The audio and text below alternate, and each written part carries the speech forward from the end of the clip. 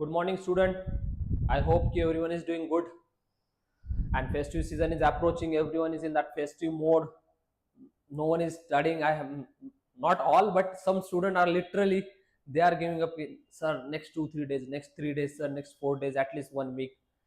It's good also. We should spend time, but don't forget to at least watch our current affair. Do the current affair analysis. Okay, analysis in the part like making the notes and everything. Today I am back with new topic. Yesterday there were certain important developments. World Bank appreciate India's efforts for the women's participation across the BRICS countries. Then there is a second development related to the NHRC. The development of the foundation day of NHRC is tomorrow. So former President of India, Ramnath Kovind will be the chief guest. Then the next one is India and South Korea. First time Indian Navy and South Korean Navy they hold the bilateral naval exercise. Okay, and the one more topic we are going to discuss the particular the minerals, major minerals. What are the types of minerals in India?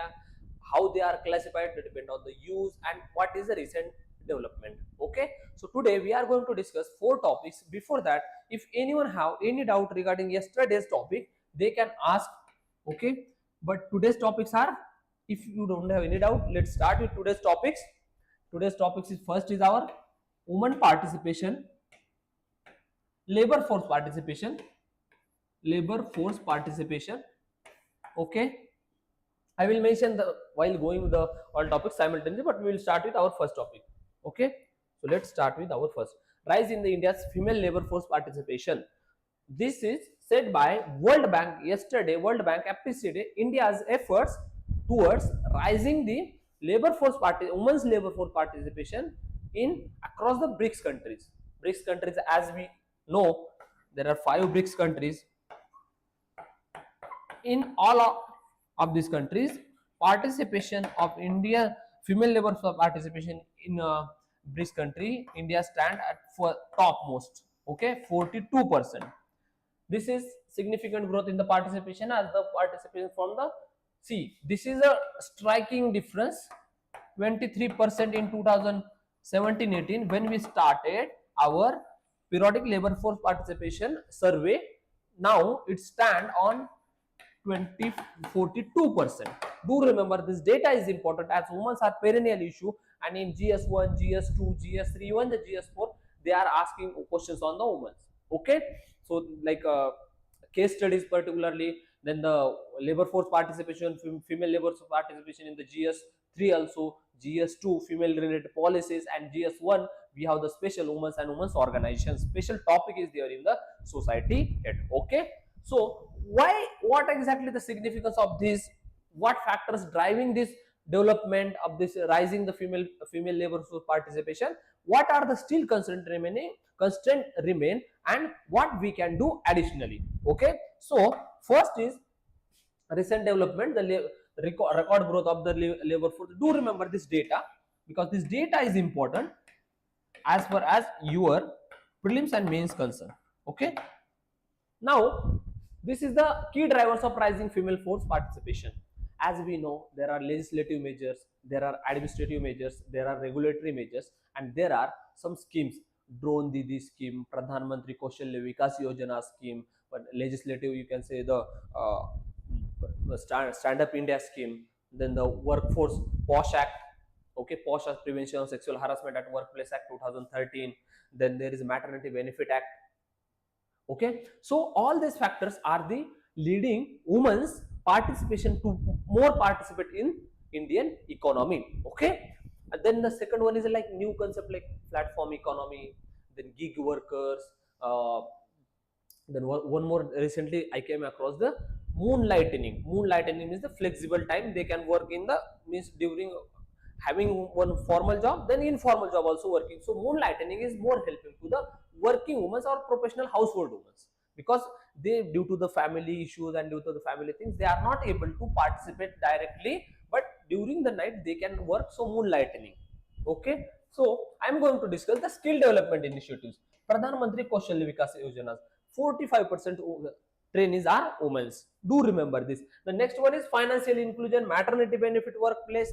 All these are the very important significant step which promoting the women's participation, skill related, education related, new education policy more gives more emphasis to the women's participation. The gross enrollment ratio also, gross enrollment ratio is around is around 48% in women's. Even the higher education survey shows that the how the participation of women in the STEM field is increasing.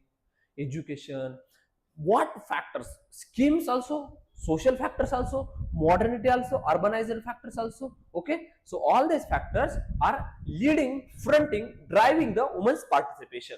Okay, now safety mechanism. Post 2013 Nirbhaya case, there was Nirbhaya fund established by the Ministry of Finance, which having budget around 7,000 crore, is providing the hostel facilities, providing the safety nets, then the helpline, police, all police women's air force. Okay, so these are the one of the safety is also factor. Then like deepening the digitalization in the rural areas, digital India, due to the digital India missions. Okay, so this is a safety mechanism. Government employment reforms, then the safety codes of 2020. Okay, security code, security and safety codes 2020. Labor code, we can say this is a labor codes. Okay, so all these are the driving factors of women's, female labor force participation in the economy.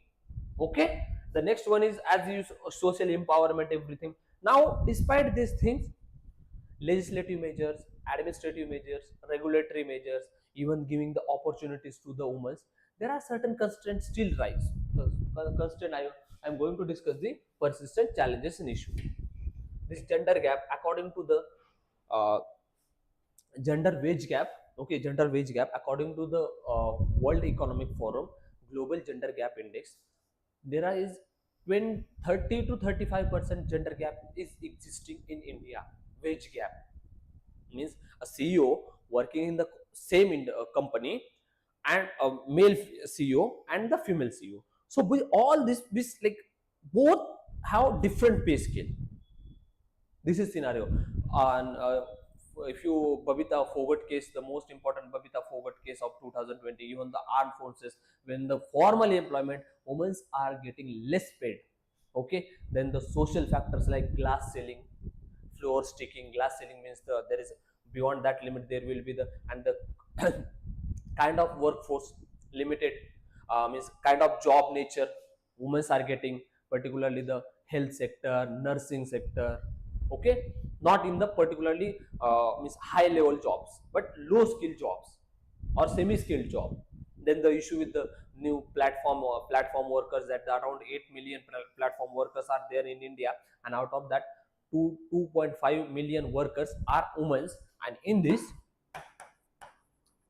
the exploitation, flexibility is there, but this flexibility comes with the mental cost, traumatic cost. Okay, so all this becomes important constraint for women's participation. Okay, so do remember the informal sector of nature. We have the 81% of Indian economy is informal. Then rural urban divide, most of the labor force female participation is still lower than means in urban areas, means highly skilled urban women are less employed than the rural women. The reason is urban feminization of agriculture. This is happening. Two-thirds of labor force is urbanization, means in agriculture is females. So that is driving, but still differences are there, and most of the factors are either the social factors, political factors, economic factors. Okay,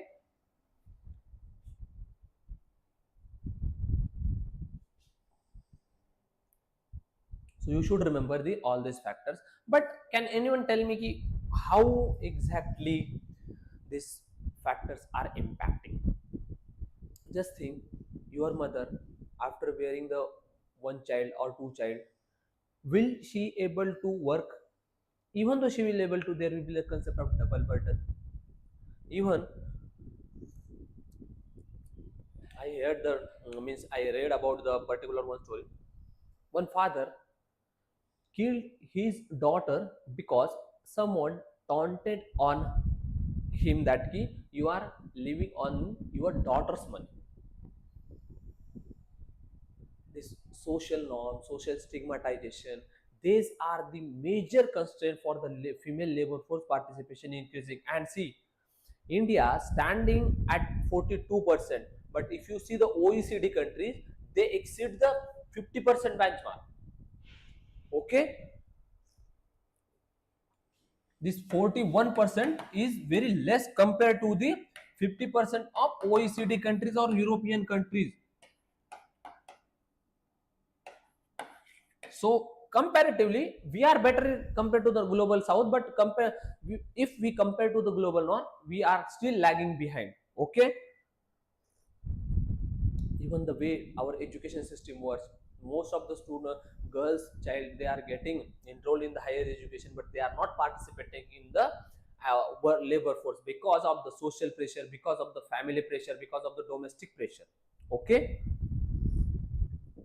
so all these are the factors which leads to then occupational segregation is there, then social norm, cultural norms, lack of infrastructure, technical and STEM exclusion. Textile sector, care economy, teaching, healthcare, they are the means these sectors are mostly dominated by women, not only the means females, mostly dominated. Then the social and cultural, as I have discussed, the child care, only 30% organized sector workplace have the crunch facilities. UPSC has asked the question on the Maternity Benefit Act 2017. In 2018 or 19, they asked the question on the Maternity Benefit Act. They asked the question on POSH Act. Okay. So do remember, whatever the policies, whatever the legislative policies provided by the means implemented by the government, we should remember. And best examples also, like there is a woman MBA Sarpanch in the Rajasthan. There is a woman graduate, means graduate chief of a village in the Madhya Pradesh also. Okay. There is one more best example. Recently, the one of the in Assam, a very downtrodden girl got selected for the scholarship in the USA. Okay, and despite the many hindrances, financial constraint, her fathers decided to let her go to the USA, and now she is well settled in the USA and teaching, getting the learning, getting earning also. Okay, so these are the, we should encourage, we should give them moral support, we should stand with our our persons. Okay, so do remember this, the key, whatever the things, this change started from us. Okay, if we want to bring a positive change, this change started from us, and that change is in the minds. This mind changes to the thinking, and this thinking process change leads to the social, political and economical changes. Okay, if you see Durgapur incidents of West Bengal, what happened? The female who means the victim who got raped by her own known friends, she was trusting on that person's, that particular friend circle, and which ultimately betrayed it. So you should know whom to trust.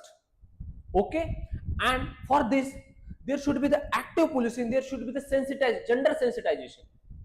It is commonly said that it is very easy to teach daughters to behave like a sons, but it is very difficult to teach our sons to be like a daughter. Okay, do remember this. We should teach our sons, this is the time to teach our sons to be like a daughter, not our daughters to be like a son. Okay, and presently the government support the drone Didi scheme, technical training, stand up India scheme, startup, PM Jan Dhan scheme, all these are supporting the and driving the force of the women's labor force participation. Okay, to address these challenges. Now this is the recommendations given by the various committees. Do mention these committees for your in your answer. This will enrich your answer. Okay, so first one is a Niti Aayog, women had achieved the 50% participation through the sectoral gender parity and women-led startups. Women-led startup, we have the now came up with the concept. We are in the concept of women-led development rather than women's development. Okay, there is difference between woman-led development, okay, and women's development, okay, women's development or women's empowerment, okay. So ultimately, if we focus on the woman-led development, there will be the high chances that ki female labor force participation will increase, giving the opportunities to the female workforce, giving them safety. Okay, so this thing is discussed by the Niti Aayog. Then Parliamentary Committee on Women enforce the equal pay audit and mandatory corporate gender reporting. Mandatory corporate gender reporting is because most of the we see the corporate is biggest employer, okay, biggest employer, so they're auditing how much their workforce they are. The best example is Godrej inclusive, Godrej corporate house, they are making the workplace inclusive, gender neutral, okay. So do remember this. Then the Ministry of Labor Code Policy 2025, they expand the paternity leave, okay. Now the BRICS Women's Development Forum, the promote the cross country exchange. Like if we discuss about the cross country exchange, this will help to enrich to get the idea about the best practices in the BRICS countries, best practices in the other countries, okay, giving them opportunity, okay. That opportunity will make more female labor force participation in the economy, and ultimately contributing the goal of Vikasit Bharat, okay. Recommending the gender response budgeting allocation to the state achieving the LPR, okay, gender response budgeting. So overall, this was our women's related article, and women's exactly the how we can achieve the women's. What are the key drivers? Do remember the fact. What are the schemes? Legislative scheme, legislative domain measures, then the regulatory measures, policy measures, okay. All these are the important. Then what are the constraints still we are having persistent? Then the what are the recommendations given by the commissions to enhance the female labor force participation more than 50%, okay. This is our overall article. This topic is important for all GS, in even optional also. So prepare woman related topics, okay. There are multiple dimensions and this can be asked. There was one question in 2019 on the Maternity Benefit Act, then 2024 the Pradhan Mantri Matrutva Vandana Yojana scheme. Then there was 2024 only, there was a question on 106 constitutional amendment related to the woman, okay. So all these are the important, and this is become why this is becoming what they are reinforcing the female labor force participation.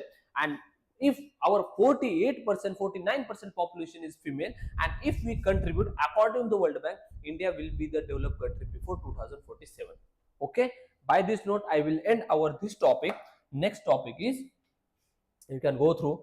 Before next topic, I would say, as we know, we are born free, everyone is equal before the law, and everyone has the right of life, dignity, okay, and freedom. To uphold this right to life, dignity, Government of India came up with one institution called as National Human Rights Commission. And this Act of 1993 and the formal establishment of the NHRC is going to complete 33 years, okay, 32 years, sorry, on 16th of October 2025.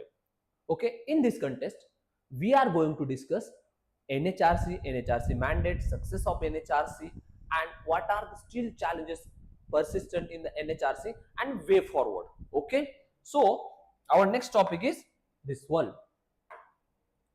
Okay, National Human Rights Commission. Okay, this National Human Rights Commission dignity, they have mixed, but do remember the NHRC guardian of the human dignity. But what is human rights first of all?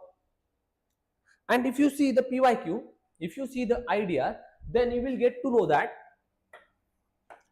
2020 to 2022, 2024 and 2025, there was one question ki which principles talks about the human rights. We as a human have some natural rights. dignity. We everyone want respect, everyone want dignity.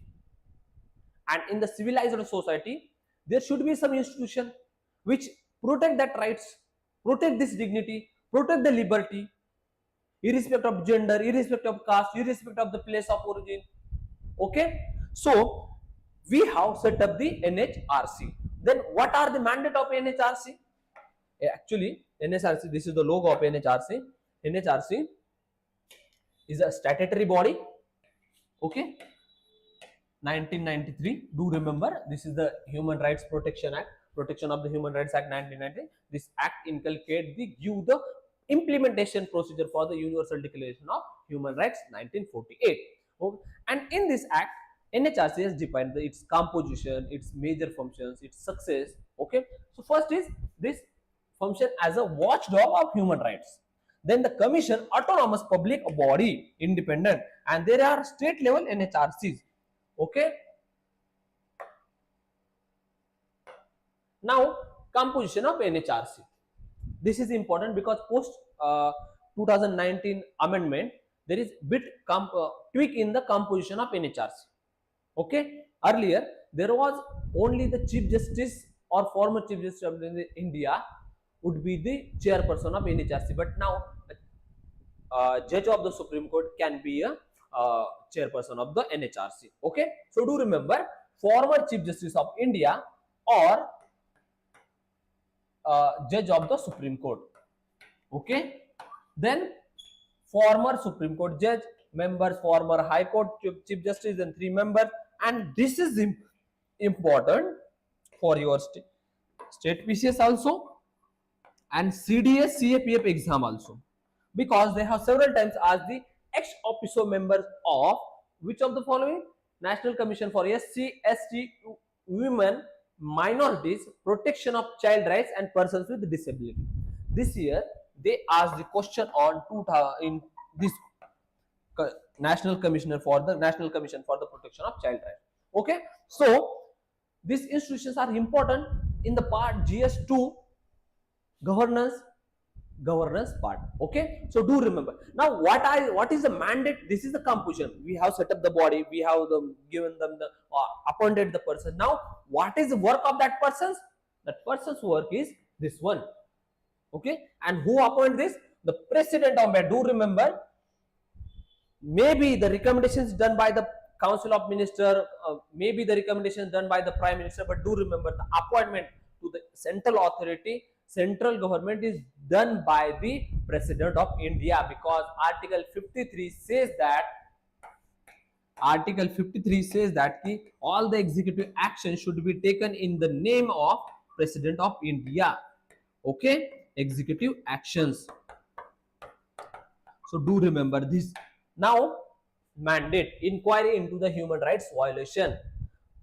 Best example, and do mention these examples because these examples are unique examples. This will give the additional. Earlier there people used to give the data, but now data also you can give, but support with real example. For example, custodial death 2000 Satana Madhya Pradesh 2023 case. Do remember. Then Uttar Pradesh 2020. Then the visit to Tihar jail 2000. One of the most important of this is visit to the Tihar jail, taking care of the inmates, taking care of the prisoners, women security. Okay, and what action they have taken. Okay, this is the example. Now review of the constitutional legal safeguard. As the guardian watchdog of the human rights protection, NHRC have the power to review the legal safeguard, related to the human rights. And rights to the human is not only limited to the women's, female, no, vulnerable sections, senior citizens, all human beings. Do remember, this human is very composite term, and in this human rights is senior citizen, okay, vulnerable sections, tribals. We have for the tribal SC, STs, we have the separate commission, but this human rights commission look after the overall broader dimensions. Okay, review, monitor this legal safeguard are implemented for the welfare of the citizens or not. Even not only citizens, human rights have the power to protect the rights of the foreigners, like Article 25 available to the Indian citizen also and foreigner also. Okay, so do remember this. Then understand and research the awareness program. Is, as we know, despite having this much legal provisions, awareness is lacking, enforcement is lacking. So NHRC, what NHRC is doing to promote the awareness, to organize the campaigns, to organize the conferences, visiting the state level officials and the meeting them, organize the meetings with the local people, particularly the tribal area people. Okay, so all these are the undertaking the encourage the NGOs, and most important functions played by NHRC is to engage with NGOs, engage with like Amnesty International, then Akshay Patra Foundation, then Seva Foundation. All these NGOs work for the development of and protection of the human rights. So to promote that NGO engagement, NHRC ally ties sometimes provide the fund to the these NGOs. Okay, so do remember this NGO encouragement of the NGOs. Then NSU Bangalore, then 2000 collaboration with NLCU, and these examples are very important for your answer. Now promote the international cooperation. As we know, the recently there was very shameful act on us that the International World Human Rights Council, they didn't recognize the NHRC because of the certain issues. I will discuss that issues. What are the issues? Despite this much good mandate, despite the last 30 years last 30 years success, the NHRC was under criticism, was under constraint. Okay, so this much is the mandate of NHRC. Then how NHRC upholded this mandate in last 32 years? So we are going to discuss, okay, this success of NHRC in last 32 years. The first one is formation year, 23 lakh cases. Okay, and if you see, the NHRC has taken suo motu action in Durgapur case. Okay, in NHRC has taken action in the Jaipur bus case. Okay, Jodhpur, sorry. Okay, then the monetary benefit 263 crore. Then cases related last year. Then the spot inquiry conducted 63, including the Odisha and Telangana. Then open hearing campaign, 2 major hearings, 9 crore relief in 210 cases. Then advised issues. This is 31 advisories issued by the NHRC, and the most famous NHRC advice is 2011 advice guidelines on the prisoners protection. How, according to that guidelines, if there is any torture date in the police station, that should be reported within 24 hours. Any incowed date that should be reported in 48 hours. Then post any the issue with the women's related, that should be handled by the female officer only. Post the IR committee or Justice Verma committee 2013 Nirbhaya case, and the establishment of the Nirbhaya Fund was a major role played by the NHRC along with the National Commission for Women. And these are the success, 23 lakh cases. Then the compensation recommendations, they recommend the officer to take actions, and the giving the compensation, the protecting the tribal rights. Okay, then the upholding the SC/STs right. Even this Haryana IPS case, NHRC has issued the directions to the Haryana government to the report it. Durgapur case, this is a best example, recent examples is going. Okay, and Vijay Rahatkar, Durgapur, Vijay Rahatkar is a chairperson of the NCW, National Commission for Women. She, along with the NHRC, had asked to report the Durgapur incidents. Okay, Durgapur incidents in the West Bengal. These are the example which shows the success of NHRC. 23 lakh cases is not a less number, and the suo motu action is not around this much, 3000 suo motu cases. Okay, now despite this much success, NHRC has been criticized tremendously. Honestly, their former chairpersons, their members used to say many things about NHRC. And the first one is NHRC selectivity. NHRC selectivity. NHRC took proactively the cases of Durgapur, but NHRC Unnao case of 2020, when the victim's family were burned, but NHRC did not take selectivity. Political interventions. Appointment is dominated by the executives. Who appoint the NHRC panel and chairperson panel? Executives. Those who are good to. Then this the neutrality and the dependency recommendation. The recommendations given by the NHRC are not binding. Okay. Appointment process, as I administrative, lacks the independent investigation, means they are dependent on the state police. Okay. Toothless tiger, we would say this is a toothless tiger. This said in the context of the CBI, but still we can use this in the this concept also. Okay. Now, non-binding recommendation, the jurisdiction restriction. See, the private individuals are not directly connected, and suo motu actions within 7 years cannot be taken. This is the 7 years NHRC cannot take action. Okay, within 1 year there, and suo motu, out of 23 lakh cases, only 3,000 are suo motu actions. Even NHRC issued the guidelines in the Kurur case, but that was depend on the selectivity. Means, as I am saying, the West Bengal, who is a ruling government there, then the Tamil Nadu, who is ruling government, the selective action. But there are mishap happened in the Rajasthan, but there is no guidelines, no cognizance taken.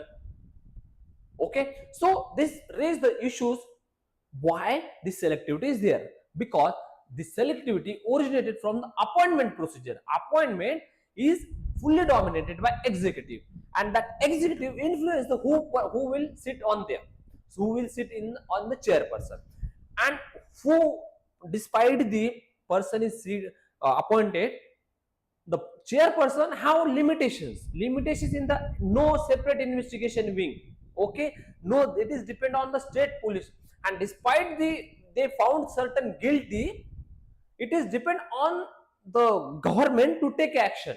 NHRC cannot take direct actions because their recommendations are non-binding in nature. And the third one, that is the compensation, financial monetary benefit. NHRC don't have the power to directly give the compensation to the victim. NHRC just recommend a state or union government to compensate.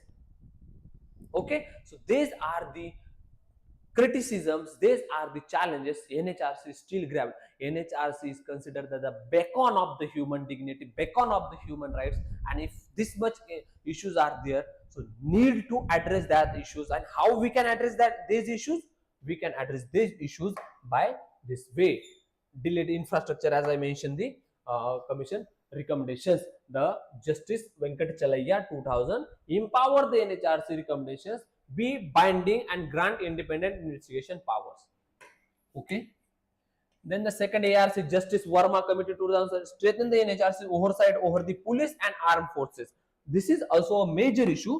If you see, the jurisdiction of the NHRC does not extend to the armed forces. It extends, but not in all the domains. And there is too much of APSPA violations during the APSPA rule in the Northeast. Yeron Sharmila, 70 years protest might be, So that protest and the overall, the limitation of NHRC is extend their domain jurisdiction to the armed forces. So this suggested by the Justice Verma Committee. The Venkatachalaya Commission, what Venkatachalaya Commission suggests? Independent investigation wing, and make certain recommendations binding on this, at least in the monetary term. At least the monetary benefit recommended by the NHRC can be implemented, that can be binding. Not all the recommendations, but the monetary benefit, that can be monetary compensation, that recommendation can be binding. Okay, so next one is ensure the greater financial and operational autonomy, fill vacancies promptly. If you see, this is a major issue with all the central agencies. This is a major issue with all the those who are the constitutional and institutional and statutory bodies. This becomes very, very important. Okay, and to address this greater financial autonomy, it is important. The parliamentary committee, what they said, that separate courts, NHRC complaints are now entertained by the civil court or district court. But if we set up the district level NHRC human rights court, this will be very easy. But there is one question, that human rights violation cases are entertained through writ petitions under high court, in high court and supreme court under article 32 and 226. But if we set up the separate court, NHRC court, this will hasten the process of justice, and our criminal justice system is marred by n number of challenges. Okay, now last one is the Niti Aayog governance reform integration of digital. We can use the technology, even the new laws, whatever the news laws of the Bharatiya Nyaya Sanhita, Bharatiya Danda Sanhita, all these are important factors to make stringent punishment, to take stringent action those who are violating the human rights. Ultimately, it is we, the people of India, need to be protected, not the territory to be protected. Okay, so what is important? We, the people of India, do remember this. And NHRC as a beacon of human rights, it should need to be protected. It should need to be the empowered. Okay, so do remember NHRC's success, NHRC's mandate. This mandate is given by the NHRC Act 1993 under section 12. Do mention this section also whenever the possible things. Okay, so by these notes, I will end our second article, that is NHRC.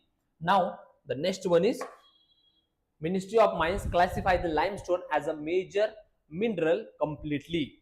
This word is important, and whenever you will see the question completely, we tend to ignore it.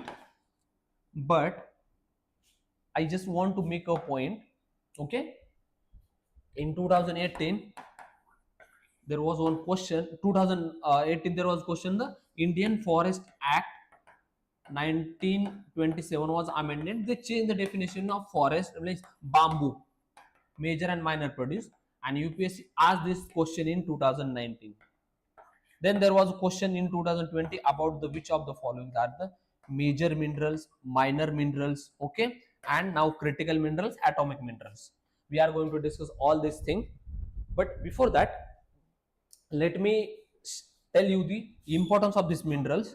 2023 one mineral cobalt question, okay, then 2025 also critical mineral question, okay, then 2024 also there was one question exactly on the graphite or something. Yes, so every year there is one question on minerals. So do remember what are the minerals, their applications, what are the features of mineral, where we use this mineral.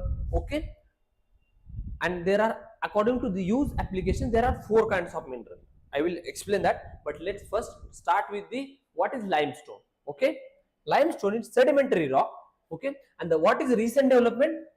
The end use distinction removed. Actually, Mines and Minerals Development Act 1957 gives power to the state, union government and the state to classify the minerals, in the major mineral, minor mineral, critical mineral, atomic mineral. Okay, and in this we have limestone. Limestone is considered, there are classification of limestone as a major mineral, minor mineral. Limestone used for the clans particularly here is considered as a minor mineral, which will be regulated by state government.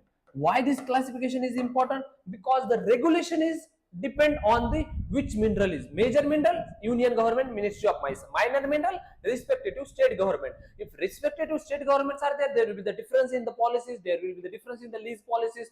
Okay, so now what government has decided? Government had decided to make any use, end use, remove the end use restriction. Either this is for the domestic use, it is for the bricks making, anything, limestone will be classified as a major mineral. That means there will be the uniformity across India. I will discuss the implication, but this is the overall remove the end use distinctions and making the transition, and they have given the date. Now what is limestone? First we will discuss the what is. This is a sedimentary rock composed of mainly the calcium carbonate. Do remember this. Calcium carbonate sedimentary rock. It is not a metamorphic rock like marble or other thing. Okay, this is a sedimentary rock. There are three types of rock. Okay, igneous rock, sedimentary rock, metamorphic rock. So this is the middle sedimentary rock. Then its formation formed by accumulation of shells, corals, marine organisms in shallow seas. This is important. Corals accumulation seals. You can see the physical features. White to gray color react with the dilute acid and is used as a flux in the meteorological processes. Then the major producing state in India: Madhya Pradesh, Andhra Pradesh, Rajasthan, Gujarat, Chhattisgarh, Tamil Nadu. In 2022, UPSC asked the question, which is the major producing state of the tea? Similarly, which are the major producing state of the limestone? This is the Madhya Pradesh. These are the Madhya Pradesh, Andhra Pradesh, Rajasthan, Gujarat. Then the production. Okay, and major application. This segment is very important. IMP for prelims. Okay, because minerals are perennial topic for the UPSC. Now, cement industry 75% in total use. Earlier, this was considered as a minor mineral, the limestone used in the cement industry. Then steel manufacturing as a flux, fertilizers, sugar refining, chemical industries, construction and building material, lime and aggregates. Okay, so these are the major applications of limestone. Now, what are the implications of this complete classification as a major mineral? These are the implications: easy of doing business, high income level, easy processing, uniform policy across the India. Okay, there will be the lease given by the Ministry of Mines at the central level. Okay, then employment generation, boosting the cement industry higher. Now the small miners can be engaged with the higher business. They can export this limestone. Okay, so these are the implications, positive implications of the limestone. And but what are the negative implications? Federalism, cooperative federalism, declining the revenue of the state. Okay, then there will be the centralization of power, means decision making power. These are the negative implications of the state, of the particular decision. Do remember, limestone is a sedimentary rock produced in the Madhya Pradesh, Tamil Nadu, Andhra Pradesh major, and it is formed by the shale, corals, and these are the important and major considered the cement industry, steel industry, food refining, sugar refining. Okay, in all this limestone is used. Implications: positive implication, uniformity, employment generation. Okay, there will be the export across the export to the global market. Challenges: cooperative federalism, then the cooperative federalism, centralization, decline the revenue of the state. Okay, so do remember this, because minerals is very important topic. And as I mentioned initially, that we are going to discuss the what is mineral and how minerals are classified in India, depend on their base in a legal term. Okay, in a legal term, how minerals are classified, legal terms, minerals. Okay, so legal terms, these are the minerals according to the Mines and Minerals Development Regulation Act 1957 as amended in 2000. Recent amendment is 2023. Okay, so major minerals. What is major minerals of the national importance, industrial value, used in core sectors like infrastructure development? What are the examples? Coal, iron ore, bauxite, copper, gold, limestone. Okay, now fully limestone, now fully. Then who is the regulating authority? Central government, Ministry of Mines. Do remember, this is important. Okay, now minor minerals. Minor minerals are locally important, mainly for the construction and local. Sand, gravel, building, stone, ordinary clay, marble and slate. All this sand UPSC had asked earlier. Okay, UPSC asked the question on this. Okay, bentonite, then and do remember, there is no definition of minor minerals according to the Mines and Minerals Development Act, okay, that said that if any mineral is classified by the central government as a major mineral is considered as a major mineral, except and those who are not considered as a major mineral or atomic mineral or critical mineral are considered as a minor minerals. There is open definition of the minor minerals, okay. So do remember this thing. Now atomic minerals are the minerals used for atomic uranium, thorium, zircon, monazite, ilmenite. UPSC 2023 question, prelims question. This is the ores of which of the following? Thorium 2022 prelims question. Do remember this thing. Uranium, UPSC had asked the question on NSG, uranium security group, but not in this year 2023 also. Who regulate the atomic minerals? Department of Atomic Energy. So do remember. But how these are the minerals? One more is remaining, critical minerals, okay. Critical minerals, this is a new category added in 2023 and UPSC asked the question in 2025, okay. So do remember this. What are the critical minerals? Minerals strategically vital clean for the clean energy, defense, technology, essential. Now I am taking the name of all. Do remember: lithium, cobalt, nickel, graphite 2025, rare earth metals, tungsten, molybdenum, titanium 2023 prelims, gallium, germanium, platinum groups metals. Okay, so direct they are asking question. Direct they are asking question from the critical mineral. Do remember these four types of minerals and studies related to the means what exactly the limestone, okay, because this is an important factor. Now central government and Ministry of Mines is a national critical mineral is a executive authority,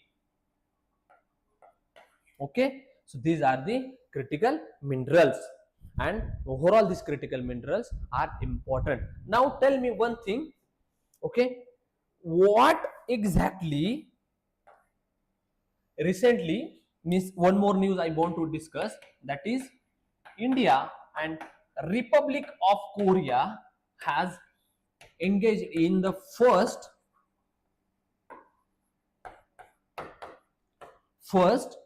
naval exercise, okay. I will write down here naval exercise between the Indian Navy and, just let me draw here, Indian Navy and this is the Republic of Korea, rock, do remember. Now feature of this exercise, first exercise in the Indo-Pacific is INS Sahyadri is participating, okay, from the Indian side. This is a indigenously built Vishakhapatnam Shivalik class stealth grade ship built indigenously in 2012, commissioned in 2012, okay. So do remember the fact. Now what is the importance of this military exercise? If you see 2024 prelims question, there was direct question on the military exercise, Mitra Shakti. So we have military exercise, first time made an exercise with the EU also in 2023 24 and the first time now ROK, okay. So these are the important. Now what is the significance of this? If you remember, India is simultaneously engaged with Mongolia also, and Republic of Korea is a good friend of India, and Republic of Korea benefit of this Republic of Korean engagement is the Indo-Pacific, free and open Indo-Pacific, because this free and open Indo-Pacific is India's goal, because China is dominating in this region and Indian Navy continuously observing and doing maneuvering in the Indo-Pacific region, particularly South China Sea, okay. The South China Sea is very important at a strategic location, and in UPSC in 2022 UPSC asked the question on the Sinakaku Island, okay.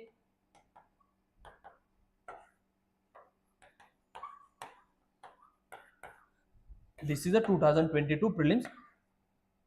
This just remember, go through the PIB, you will get the idea, And now one more thing, like I want to do this. This is important. Madagascar, the capital, the small tiny country in the Indian Ocean region, is grappled with the Gen Z revolution. And if you see this, Bangladesh, Nepal, Madagascar, Kenya, then Ethiopia, Tunisia, most of the countries are grappled with this Gen Z revolutions. For us, what is important? Why this country in the news, and why they are, we have to study this? Because of 2024, 2025 and 2023 questions on this, particularly the country and why in the news. There was the Sudan case on the, like particularly the issue of the Sudan. So why Sudan was the news, why Argentina was in the news.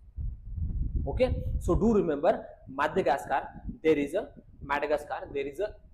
regime change. Now military has taken over, and there is Gen Z revolution in the Madagascar also. Okay, country by country, Bangladesh, Nepal, now Madagascar. Madagascar is important for India's strategic location. Most of the Madagascar population, they are Indian descendant, and it is important for India to maintain. India even extended support also during the COVID-19, and while the visit of Madagascar Prime Minister to the India. Okay, so this is important for India as a Madagascar in the Indian Ocean region, because India consider it as a power in the Indian Ocean region. Now another development is our high level delegation to the Brazil. Do remember, Brazil is a BRICS country, and it is important for us to engage with Brazil, because Brazil and India has imposed, means USA has imposed a 50% tariff on the India and Brazil. The one more development, that is a Mongolian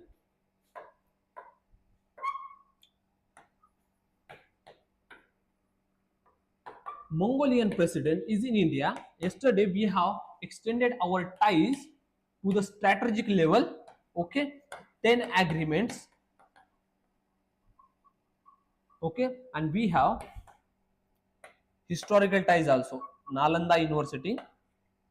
Okay, and if you ask me why India is engaging with Mongolia, Republic of Korea, to contain the China. Do remember, to contain the China, to break the China from having the monopoly, and India can use these countries as a counter force.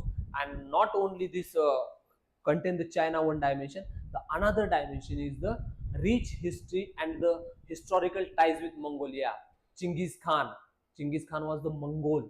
Do remember this Indian, the so particularly the regime of the Delhi Sultanate. Chinggis Khan, who was the Mongol descendant. Once upon a time, Mongol was empire. Even now it is very small tiny country, but in the medieval time, Mongol was the empire. Okay, so engagement, what are these agreements, what are the issues? Okay, you have to remember all these things. The another one more news, IMF has forecasted India's GDP growth is bit 30 point BPS less, base points. Okay, 30 base point compared to the earlier. Why this is happening? Because of the Donald Trump tariff policy. Okay, and then if you see, you have to think about IMF reports, what they have publishing their data, and the IMF, India's position in the IMF. Okay, this is becomes important. Now one more news is that is in Jakarta there is one festival going on, and that festival India is very proactively participating. Do see the location of Jakarta, where it is located. Is it part of the Indonesia, or is it part of the Malaysia? Okay, so overall I have discussed the from like NHRC to the limestone mineral to the Mongolia, South Korea. Okay, so these are the important, and our first article we should not forget, that is related to the female labor force participation. Okay, do study this article. These are the important. I will provide you the PDF in the link given below. You can download it PDF.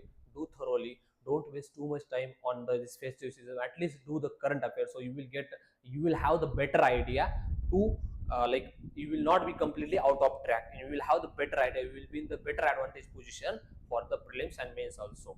Okay, and if anyone want a guided mentorship programming, we have launched the Sankalp Sarthi mentorship programming. Anyone can join that mentorship programming. Do contact us. Okay, by this note I will end my discussion. Jai Hind.